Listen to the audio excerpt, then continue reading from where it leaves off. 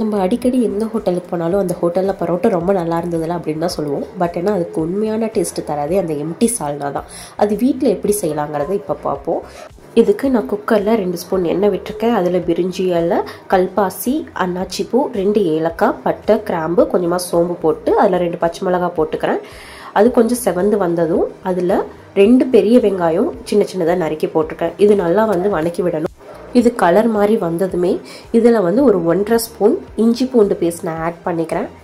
அதுவும் ஆட் பண்ணிவிட்டு நம்ம நல்லா வதக்கிக்கலாம். அந்த இஞ்சி பூண்டோட பச்சை வாசனை வராத அளவுக்கு நம்ம நல்லா மிக்ஸ் பண்ணிக்கணும்.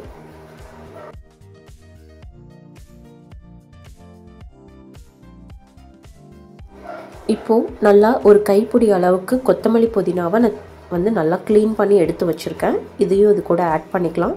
இதையும் நல்லா மிக்ஸ் பண்ணிக்கிறோம். இது நல்லா வணங்கினதுக்கப்புறம் 2 மீடியம் சைஸ் தக்காளியும் கட் பண்ணி நான் போட்டிருக்கேன். இதுவும் நல்லா வதக்கிக்கலாம். இந்த டைமில் நான் ஒரு தேங்காய் பேஸ்ட் ப்ரிப்பேர் பண்ணிக்கிறேன் இந்த குருமாக்கு.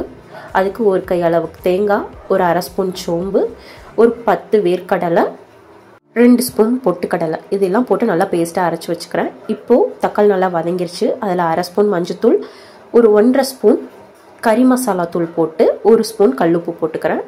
மசாலாவோட பச்சை வாசனை போகிற வரலையுமே இது நல்லா வதக்கிக்கணும். அதுக்கப்புறம் இப்போ நான் அரைச்சி வச்சுருக்கேன் அந்த தேங்காய் பேஸ்ட்டை இது கூட நான் ஆட் பண்ணிக்கிறேன். ஆட் பண்ணிவிட்டு இப்போது வேணுங்கிற அளவுக்கு நம்ம தண்ணியும் ஆட் பண்ணிக்கலாம்.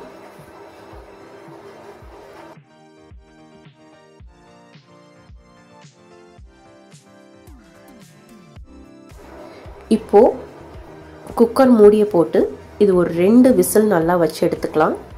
விசில் அடங்கினது இது ஓப்பன் பண்ணி கொஞ்சமாக கொத்தமல்லி தழை போட்டுக்கலாம்.